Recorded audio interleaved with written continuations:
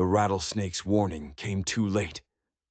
Zara Grayson's boot crushed the dry brush, sending her stumbling backward with a gasp. The merciless Arizona sun beat down on her, the heat a physical weight. She clutched the bundle of wildflowers to her chest, their stems wilting in her sweaty grip. For 3 long months, she had made this same journey. A mile from the dusty streets of Willow Creek to this lonely cabin, tucked against the red rock cliffs like a secret. And for 3 months, she had been met with a wall of silence. Today was different. The cabin came into view, a thin wisp of smoke curling from its chimney. But there was a figure on the porch, a man leaning against a support beam, his arms crossed over a broad chest. Zara froze, her heart hammered against her ribs. This was him. Vaughn Delaney, the town's ghost. Some said he was a cowboy, others whispered he was a gunslinger. Everyone agreed he was a man running from something terrible. As she got closer, her courage, which had been so strong moments before, began to feel like a flimsy thing. For 90 days she had left flowers at his door, a simple welcome that became a stubborn refusal to be ignored. Now, faced with the man himself, she wanted to turn and run. "You're the flower girl," he called out. His voice was deep, rough from disuse, like stones grinding together. Zara lifted her chin, forcing a strength she didn't feel. "And you're the man who never says thank you." A ghost of a smile touched his lips, hidden in the shadow of his hat brim. "Never had the chance." "You've had 3 months of chances," she shot back, stopping at the base of the porch steps. Up close, he was even more intimidating. Tall and lean, with dark hair that curled at the collar of his faded shirt. His face was tanned and weathered, but it was his eyes that held her. They were the color of a stormy sky, intense and piercing, as if they could see right through her. He uncrossed his arms. "What's a proper young lady like you doing bringing flowers to a stranger?" "You're not a stranger," Zara said. "You're my neighbor, even if you pretend the rest of us don't exist." "Maybe there's a reason for that," he replied, and his voice carried a clear warning. But Zara didn't back down. She held out the flowers, a splash of color against the drab desert. "Everyone deserves a bit of beauty in their life, Mr. Delaney, even a recluse." He stared at the bouquet as if it were a coiled snake. Then, to her utter shock, he descended the steps and took them from her. His fingers were careful not to touch hers, a deliberate, calculated distance. "I suppose you'd better come in," he said gruffly, turning toward the door. "Seeing as you've been so persistent." Zara was stunned into silence. After months of closed doors, this was the last thing she ever expected. He paused at the threshold, looking back at her. "Unless you'd rather stand out there with the rattlers." As if on cue, the snake she'd nearly stepped on gave another angry rattle. Zara scrambled up the steps without another thought. "I thought you'd never ask, Mr. Delaney." The inside of the cabin was not what she expected. It was neat, yes, but stark. A rough table with 2 mismatched chairs, a cast-iron stove in one corner, a narrow bed in the other. But one wall was lined with bookshelves, crammed with titles that seemed out of place in this desolate corner of the world. And on the table, laid out with chilling precision, was a half-cleaned revolver, its metal gleaming in the dim light. Her eyes flickered to the gun, and she saw his gaze follow hers. He said nothing, simply moving to a shelf to find a dusty mason jar for the flowers. He placed them in the center of the table, right next to the weapon. The sight of the delicate petals beside the cold, hard steel sent a shiver down her spine. "Coffee?" he asked, his back to her. "Yes, thank you," she managed, her voice a little shaky. She took off her bonnet, and her honey-blonde hair tumbled down, a few strands framing her face. Vaughn glanced back, his eyes lingering on her for a moment before he turned away sharply. You can sit, Miss Grayson. Zara Grayson, she said, moving to a chair but keeping her eyes on him. And you're Vaughn Delaney. The whole town knows your name. Small towns, he muttered, his shoulders tense. Everyone knows everything. Not about you, Zara countered. You're a mystery, Mr. Delaney. He didn't reply. She watched him move, every motion careful, precise. His hands were strong, calloused, but they moved with an unexpected grace as he measured coffee grounds. A long, jagged scar ran the length of his right forearm. Another, smaller one was tucked by his temple, almost hidden by his dark hair. These weren't the scars of a simple cowboy. Why today? She asked softly. What made you finally open your door? He was quiet for so long she thought he wouldn't answer. A man can only ignore so much kindness, he said, his voice low, before he starts to feel like a heel. He brought 2 chipped mugs to the table, sliding one toward her. She noticed he casually slid the revolver to his side of the table, just within his reach. He sat across from her, his stormy eyes never quite leaving her face. No sugar, I'm afraid. This is fine, she said, wrapping her hands around the warm mug. I've never been one for sweet things. His mouth quirked into that half-smile again. Says the woman who brings flowers to a stranger. Neighbor, she corrected. And it's practical. This land is harsh. The flowers are as necessary as water, in their own way. He studied her over the rim of his mug. You're not what I expected, Miss Grayson. I could say the same. The town has theories, you know. Horse thief, bank robber. He let out a short, surprised laugh that didn't quite reach his eyes. And which do you believe? None of them, she said honestly. I think you're a man who wants to be left alone. The real question is why? The amusement vanished from his face, replaced by that familiar weariness. Some questions are better left unasked. Perhaps, she said, but I find the things we try to hide are the things that need the most light. His jaw tightened. He set his mug down with a decisive thud. Maybe I just prefer my own company. Maybe, she agreed, though she didn't believe a word of it. But then, why let me in? Why now? The question hung between them, heavy and unanswered. An afternoon wind howled through the cracks in the cabin walls. It's getting late, he said, his voice suddenly hard. You should go. It was a dismissal, sharp and final. Zara stood, grabbing her bonnet. She wanted to push, to ask about the gun, the scars, the haunted look in his eyes. But his expression was a closed door, and she knew she'd get nothing more from him today. Thank you for the coffee, she said. He walked her to the door. As she stepped onto the porch, she turned back. Will you close this door again tomorrow?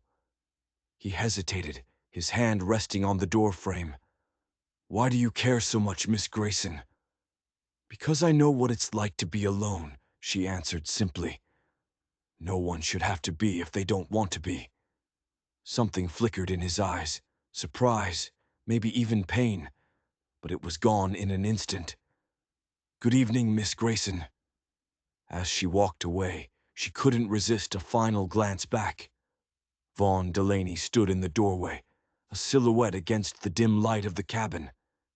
He wasn't watching her leave. He was scanning the horizon, his hand resting near the pistol tucked into his belt. He wasn't just a recluse seeking solitude. He was a man on watch, a man expecting trouble. And Zara had just walked right into the middle of it. The next day, the whispers in Willow Creek were louder than usual. You look distracted, Zara, Martha Simmons, the storekeeper's wife, observed. Anything to do with that Delaney fellow?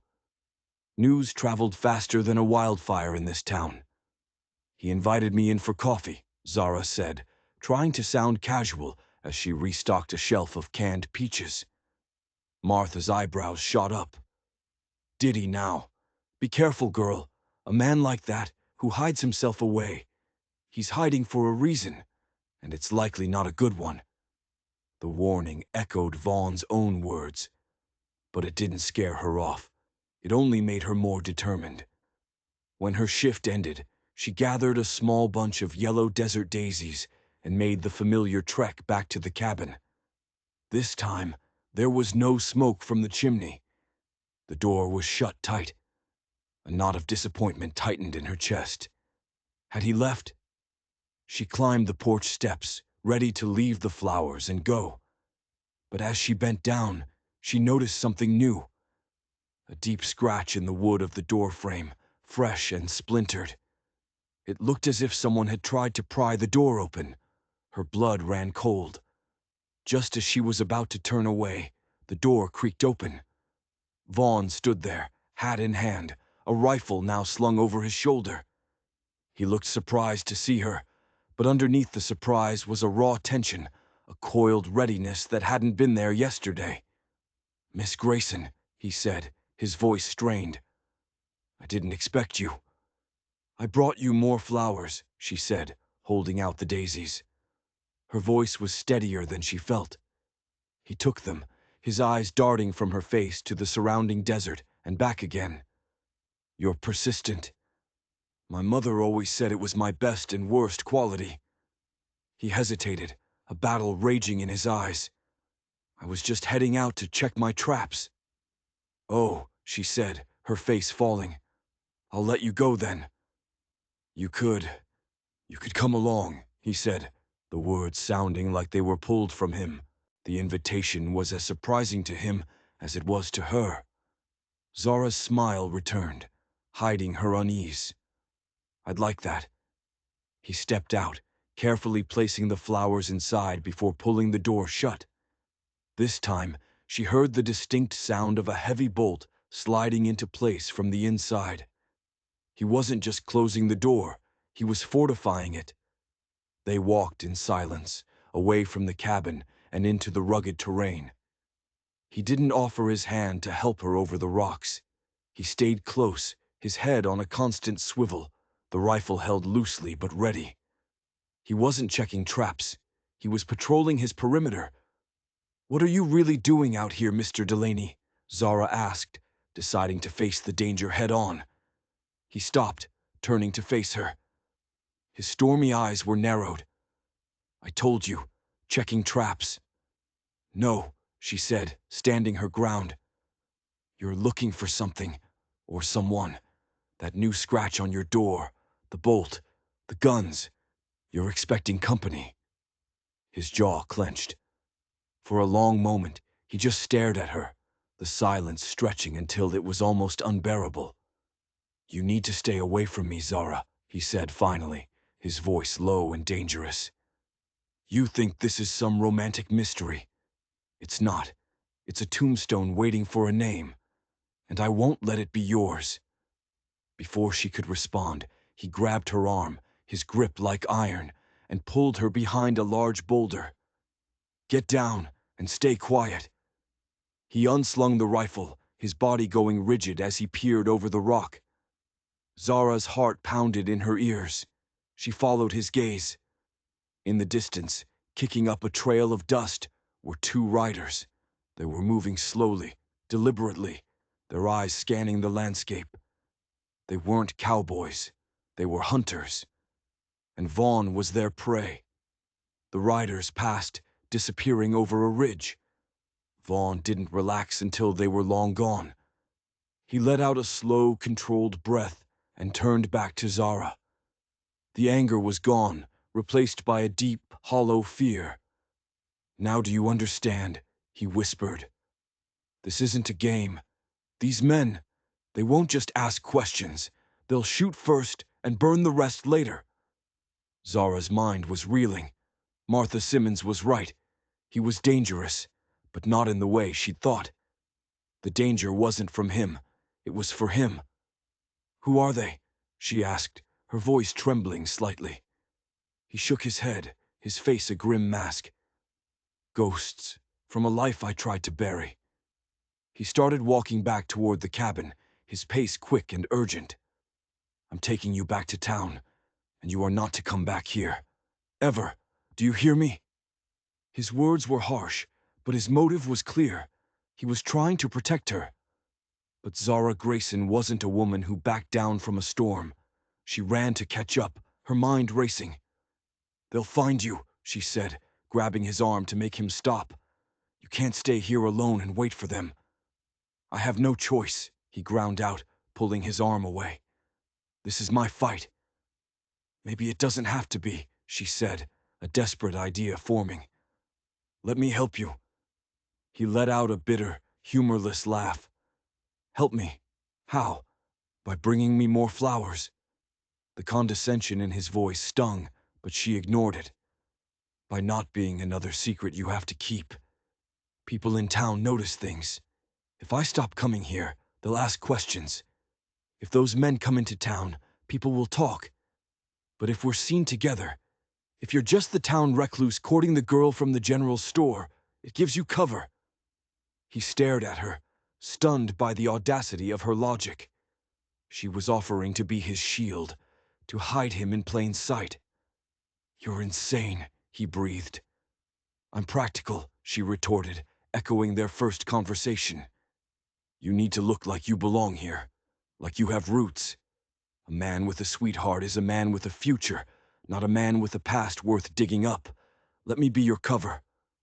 He looked from her determined face to the empty horizon where the riders had vanished. He was trapped, and they both knew it. Her crazy plan was the only one he had. "If anything happens to you," he began, his voice choked with emotion he couldn't hide. "Nothing will," she said, with a confidence she prayed was justified. "From now on, you're not a recluse. You're just Vaughn, and I'm just Zara, and we are simply neighbors." But as they walked back to the cabin, a terrifying thought crossed her mind. What kind of ghosts were hunting Vaughn Delaney? And what would happen when they finally found him? Her plan was a wild gamble, a shield made of whispers and appearances. They began to build it the very next day. Vaughn rode into Willow Creek, a thing he hadn't done in months. He tied his horse outside the general store and walked in, the jingle of the bell turning every head. He walked straight to Zara's counter, ignoring the shocked stares and hushed conversations. "Miss Grayson," he said, his voice loud enough for everyone to hear. "I was wondering if you might be free for a walk this evening." Zara played her part, a faint blush rising to her cheeks. "I believe I am, Mr. Delaney." The gossip spread through town like a fever. That night they walked down the main street, a respectable distance between them, acutely aware of the eyes watching from behind curtained windows. It was the most terrifying walk of Zara's life. Every shadow seemed to hold a threat. Every stranger's face made her heart leap into her throat. They spent the next week building their fiction. He met her after work. They shared a meal at the hotel restaurant. They even sat in the same pew at church on Sunday. With every public appearance, Vaughn's shoulders seemed to relax just a fraction. He was a man coming out of the shadows, a story the town was eager to believe. But back at the cabin, the reality was grim. He taught her how to shoot the revolver, his hands firm and impersonal as he positioned her grip. "You don't aim to scare," he told her, his voice cold. "You aim to stop the threat. No hesitation." He showed her the escape route he had planned, a loose floorboard in the back room that led to a shallow crawl space, which opened into a ravine 100 yards from the cabin. "If they come, and I'm not here, you run. Don't wait. Don't think. Just run." During one of these tense evenings, as the storm gathered over the mountains, the rain began to pour. A flash of lightning illuminated the cabin, followed by a deafening crash of thunder. "Looks like you're not going anywhere tonight," Vaughn said, his face grim. "The arroyos will be flooded." The thought of being trapped here, with the storm outside and the unspoken danger between them, sent a fresh wave of fear through Zara. He insisted she take the bed, making a pallet for himself on the floor near the door, the rifle beside him. Lying in the dark, With the storm raging, Zara couldn't sleep. The man on the floor was a stranger.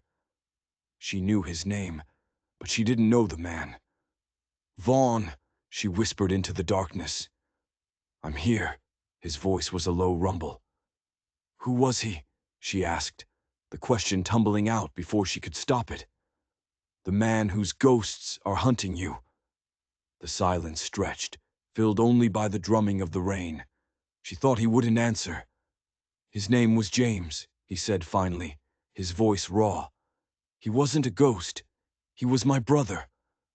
The word hung in the air, a shocking revelation that changed everything. "Your brother?" "My twin," he corrected, his voice hollow. "And those men out there, they think I killed him." Another flash of lightning lit the room, and in that brief, stark moment, Zara saw his face. It was a mask of pure agony. The story the town had invented, the gunslinger, the outlaw, was a pale imitation of the horrific truth. He wasn't just running from strangers. He was running from family.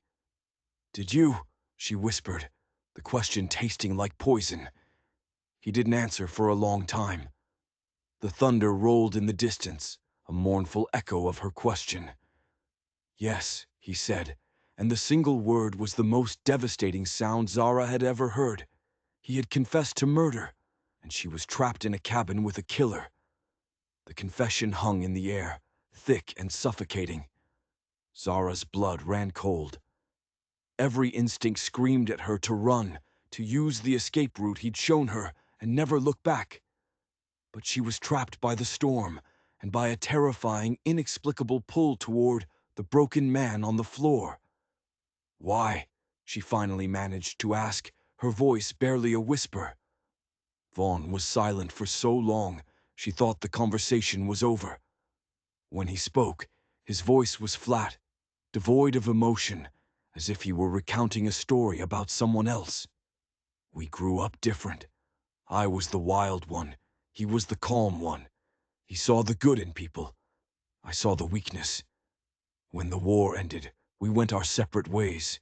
He became a preacher. I fell in with a bad crowd, the Clayton gang. They were thieves, killers, but they were loyal, in their own way." He shifted on his pallet, the sound rustling in the dark. "James tried to get me out. He'd find me, plead with me, said I was better than that life. One day he showed up at our camp. He'd heard we were planning a bank job in Texas. He begged me not to go. He stood in the middle of camp, Bible in his hand, preaching about redemption to a pack of wolves." He paused, and Zara could hear the ragged edge in his breath. "Caleb Clayton, the leader, he didn't like being preached at. He and James argued. It got heated. Caleb pulled his gun. I stepped between them. I tried to de-escalate, to get James to leave.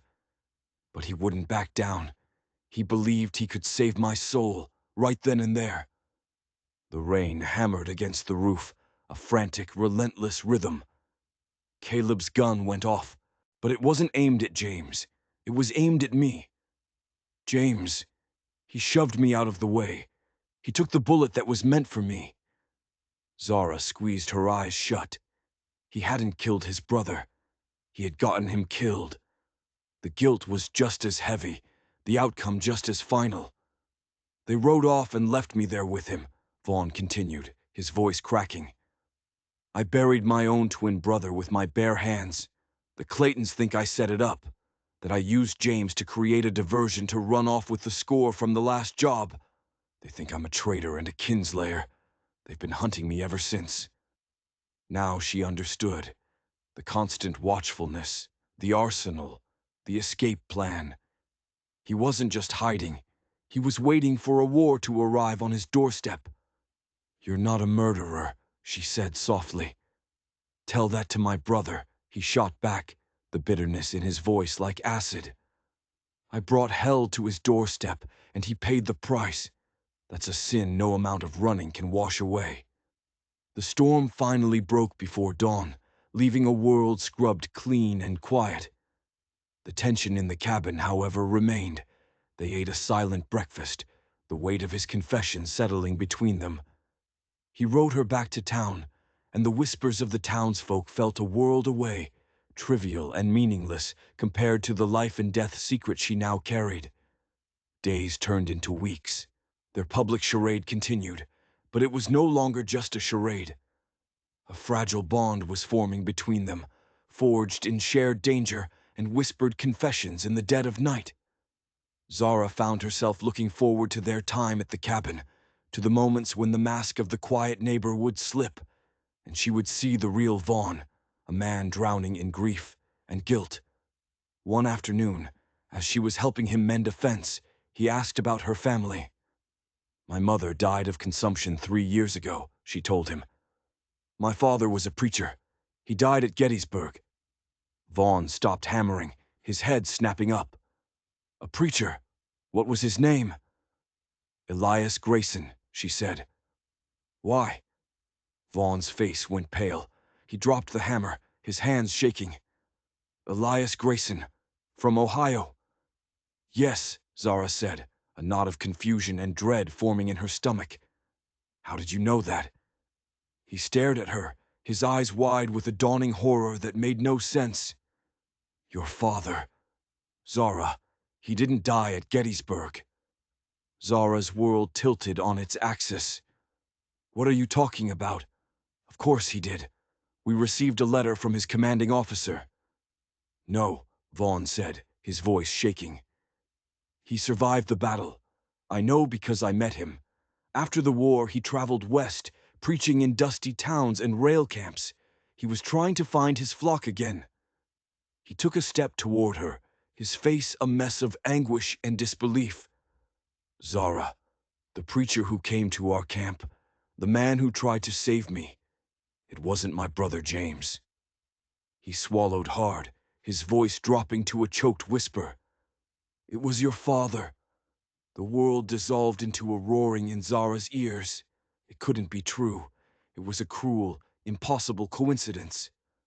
Her father, the man she had mourned for over a decade, hadn't died a hero's death in battle. He had died in a dusty outlaw camp, trying to save the very man who was now standing in front of her. "No," she whispered, shaking her head in denial. "You're lying. It's not possible." "I wish I were," Vaughn said, his face ashen. He spoke of his wife and daughter back in Ohio. He carried a small, worn photograph. "A woman with your blonde hair and a little girl with your eyes." The air left Zara's lungs. She remembered that photograph. Her mother had kept the matching copy in a locket until the day she died. Vaughn had not only led to his brother's death, he had led to her father's. The kindness she had shown him, the shield she had offered him, it had all been a lie, built on a foundation of her own family's tragedy. She backed away from him, her hand flying to her mouth. The man she had started to care for, the man she had risked her reputation and her safety for, was inextricably linked to the greatest sorrow of her life. All this time, she breathed, the betrayal of physical pain in her chest. "You knew. You let me come here day after day. You let me help you." "I didn't know," he insisted, taking a step toward her, his hands outstretched. "Not until just now. Grayson, I never made the connection. He was just a preacher named Elias to me. I swear it, Zara." But his words were meaningless.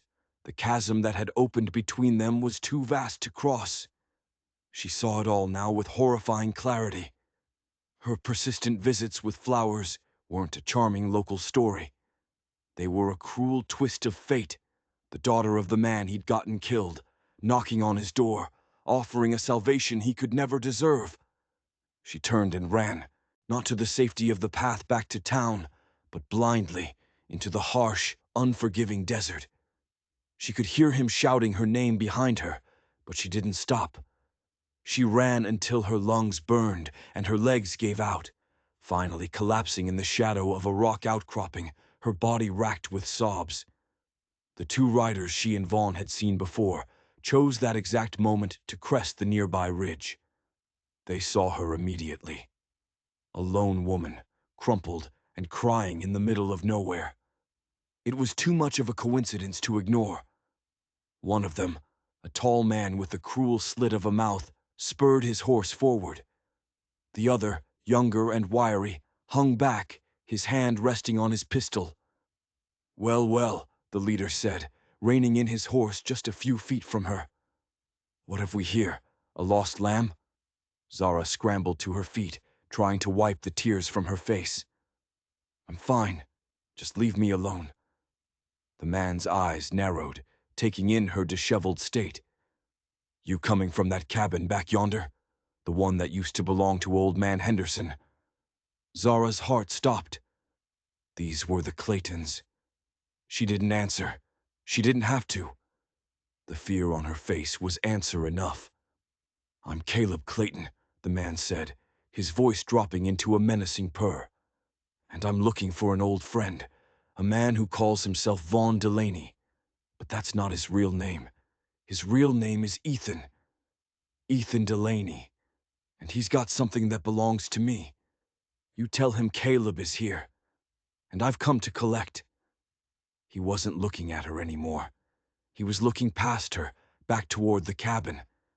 And a slow, predatory smile spread across his face. "On second thought," he said, dismounting, "I think you can deliver the message in person." Vaughn, or Ethan, found her tracks easily. He followed them with a sinking feeling in his gut, cursing himself for his stupidity, for not piecing it together sooner. He was halfway to the rock outcropping when he heard the voices. He dropped into a crouch, his rifle at the ready. He peered through the scrub brush and saw them. Caleb Clayton and his younger brother Jesse. And they had Zara.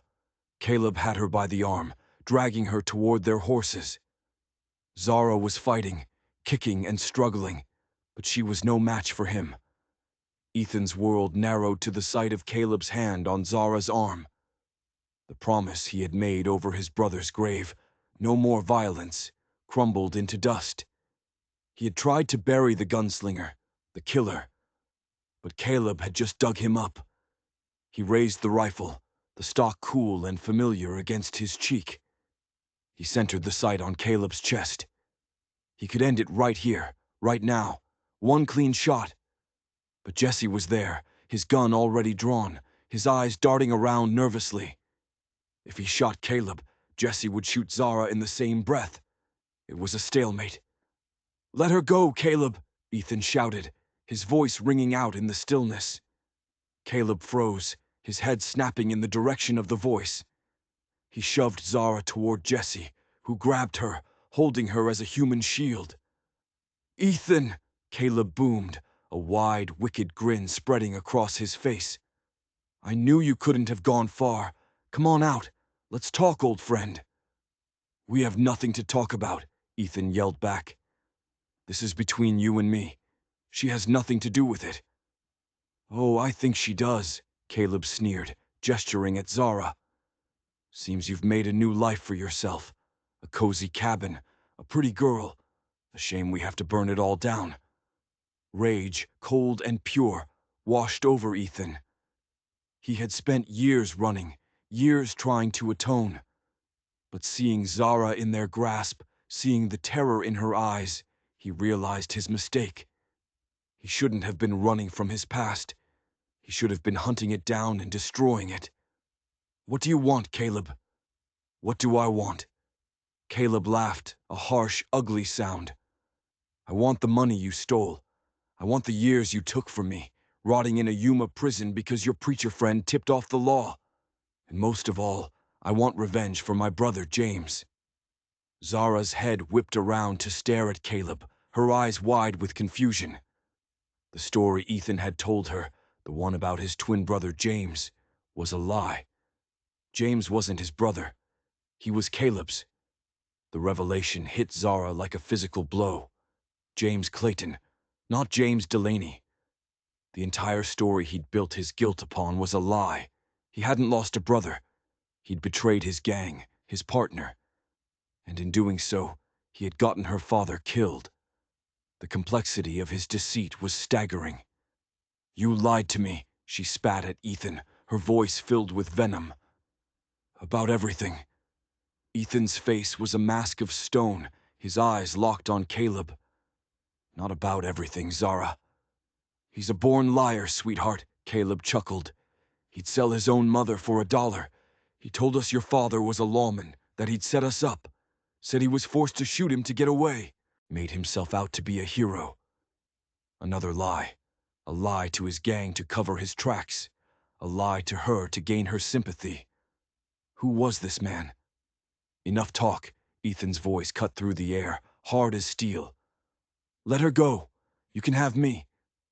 That's the plan, Caleb said. But we're going to do this my way. He nodded to Jesse.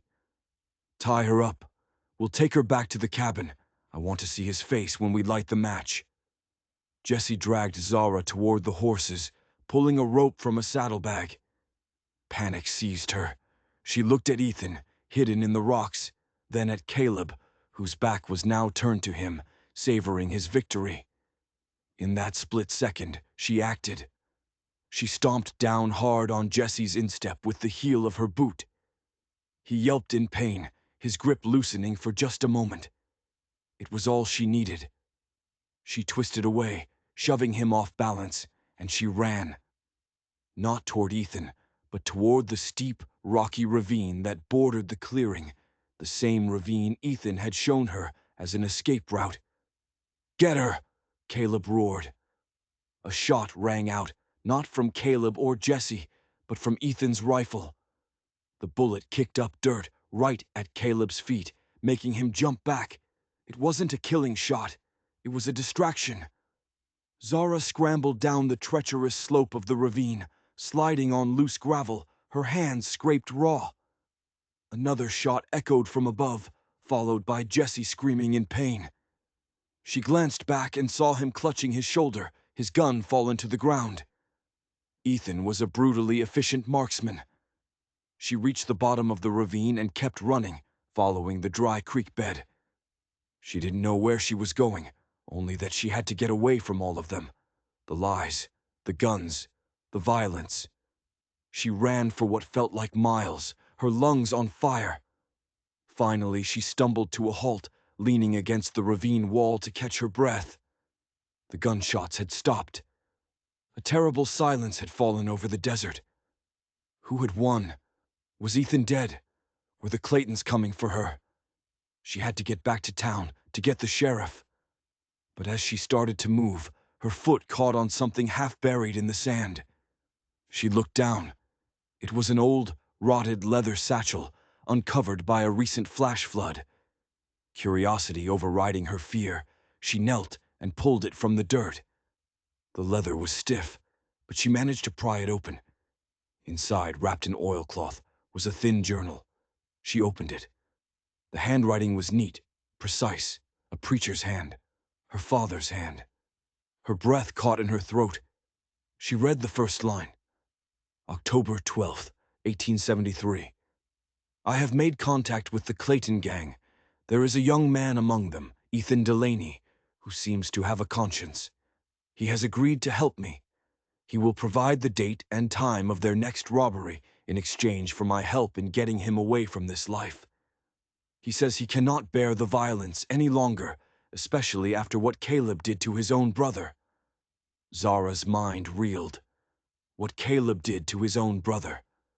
It wasn't Ethan's fault James had died. It was Caleb's. She read on, her hands shaking, the pages telling a story that was radically different from the ones she'd been told. Her father wasn't a random victim. He was an informant, working with Ethan to bring down the gang from the inside. Ethan wasn't a traitor who had gotten him killed. He was a partner. The last entry was dated the day her father died.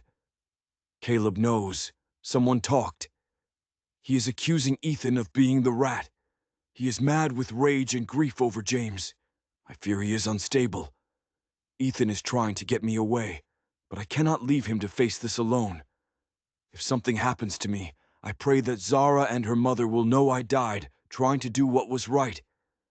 Ethan has given me his word he will watch over them if he can. A promise. He had promised to watch over her.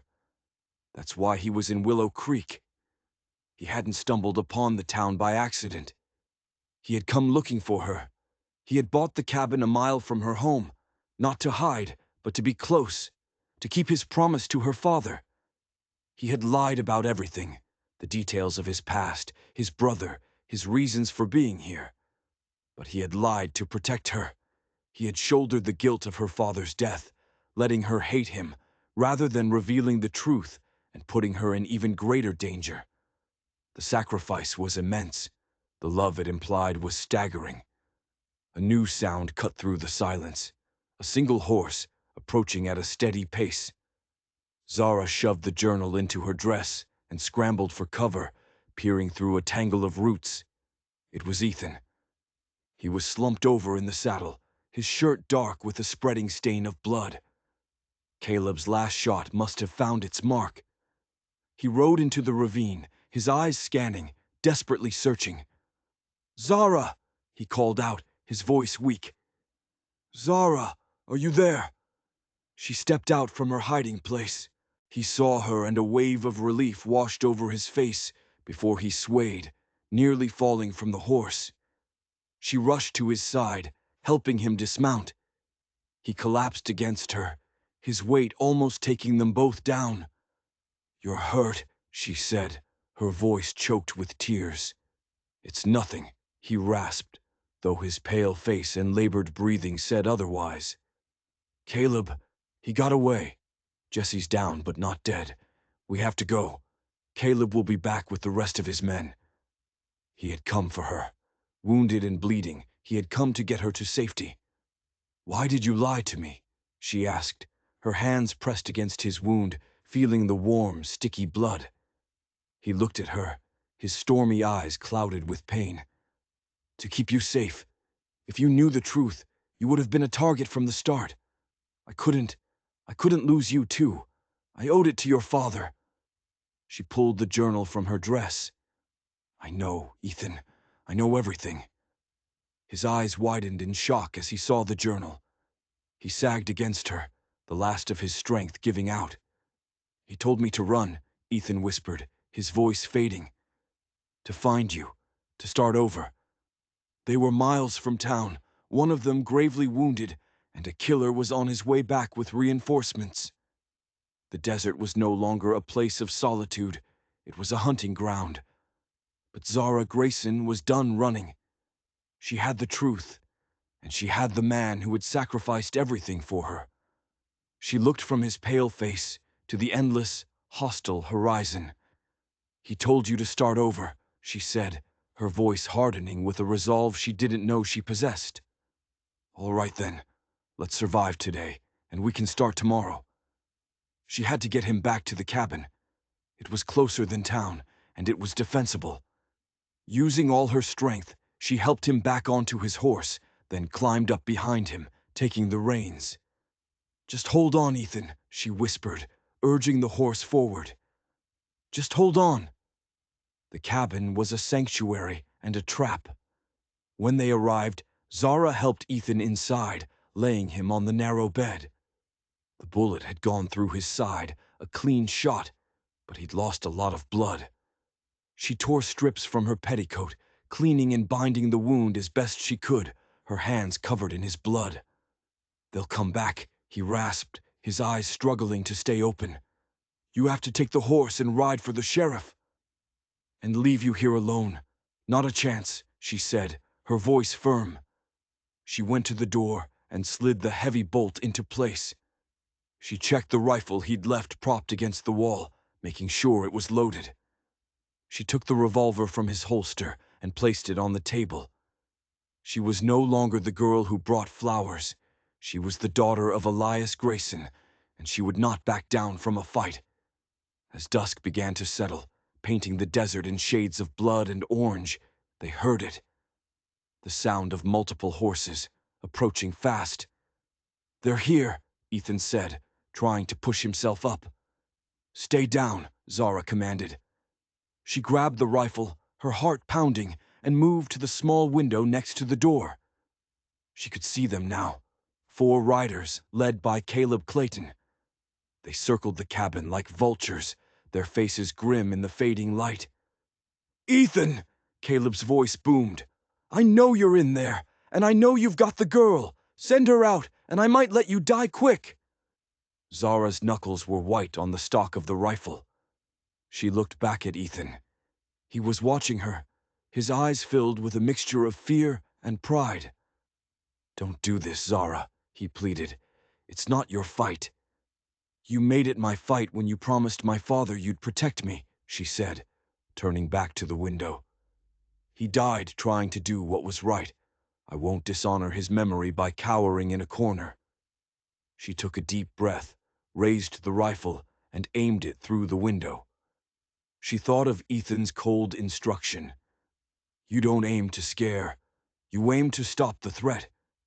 She fired. The shot cracked through the evening stillness. One of the riders cried out and fell from his horse. 3 left. Caleb and the others immediately dismounted, taking cover behind the rocks. They returned fire, bullets splintering the cabin's wooden walls. Zara dropped to the floor, crawling away from the window. This was it. A siege. 1 wounded man and 1 woman who'd only learned to shoot a week ago against 3 hardened killers. The odds were impossible. But as she reloaded the rifle, her hand steady, she realized something. She wasn't just fighting for Ethan. She was fighting for her father. For the truth. For the future that had been stolen from her, and the one she was now determined to claim. The battle for the cabin raged as night fell. Bullets tore through the thin walls, forcing Zara to crawl from window to window, firing sparingly, making every shot count. Ethan, drifting in and out of consciousness, called out instructions, his voice weak but clear. "Aim for the flash. Don't let them get close. Keep their heads down." Hours crawled by.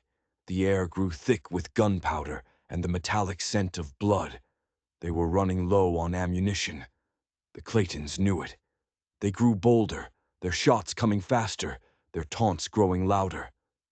"Getting tired in there, Ethan?" Caleb yelled. "Just give up. It'll be easier on the girl." Zara ignored him. She moved to the back of the cabin, peering through a crack in the wall.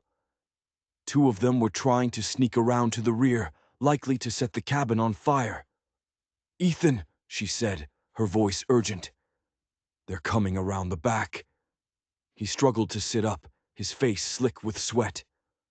"The floorboard," he gasped. "The escape route. You have to go, Zara. Now." "I'm not leaving you." "You must," he insisted, his voice raw with desperation. "This was always going to end with me. Don't let it end with you, too. Please, Zara. Live. For your father. For me." Tears streamed down her face, but she knew he was right. Staying meant they both died. If she could get away, she could bring back help. She crawled to the back room, her hands finding the loose floorboard. She pulled it up, revealing the dark, narrow space below. "I will come back for you," she whispered, her promise a sacred vow. "I know," he said, and in his eyes she saw not defeat, but a profound and heartbreaking love. She slipped into the crawl space, pulling the board back into place. She navigated the suffocating darkness, her hands and knees scraping on rock and dirt, until she reached the opening in the ravine. She emerged into the cool night air, the sounds of the gunfight now muffled. She didn't hesitate. She ran toward town, her feet flying over the moonlit desert, her heart a frantic drum against her ribs. She was their only hope. Back in the cabin, Ethan heard the back door splinter. He knew Zara was clear. He grabbed the revolver from the table, his hand shaking with weakness, and propped himself up against the wall, facing the door.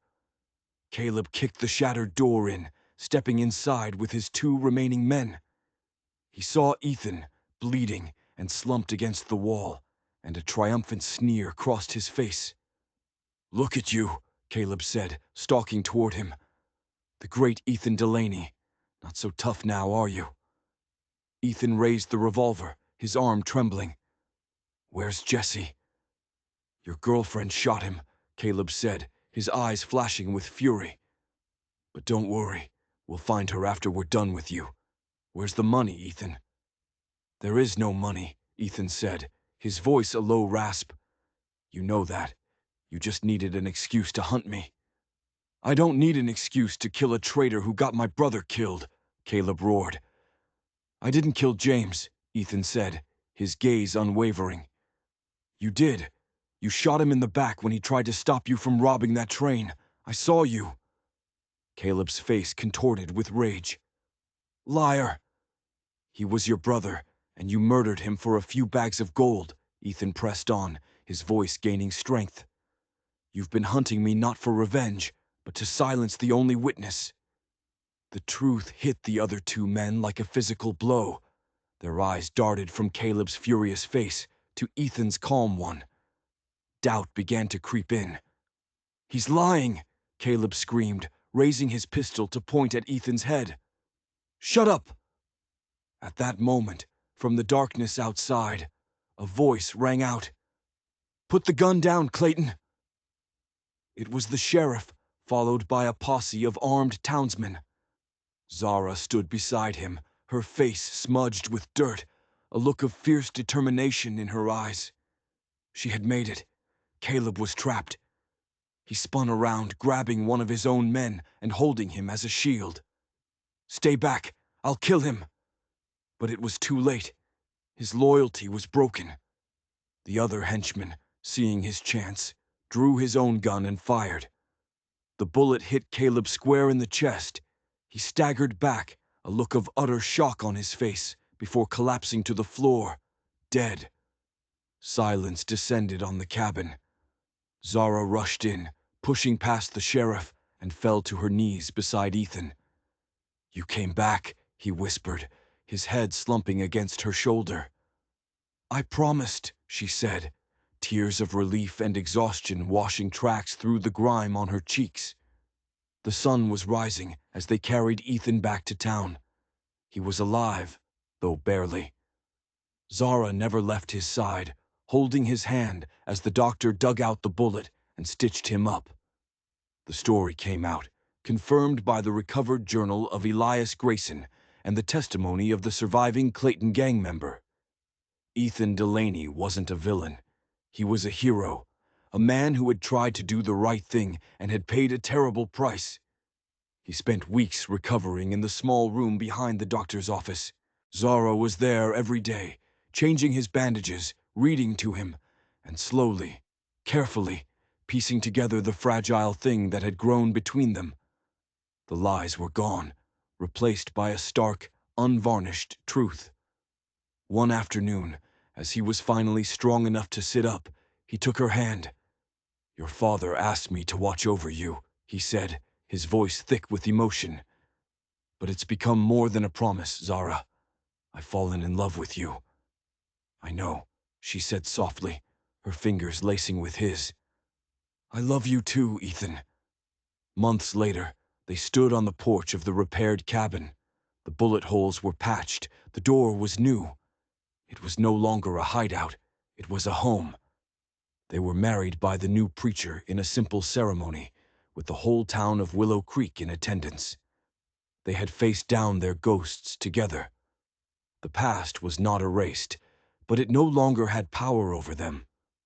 Zara placed a fresh bouquet of wildflowers in a mason jar on the table, their bright colors a stark contrast to the memory of the gun that had once lain there.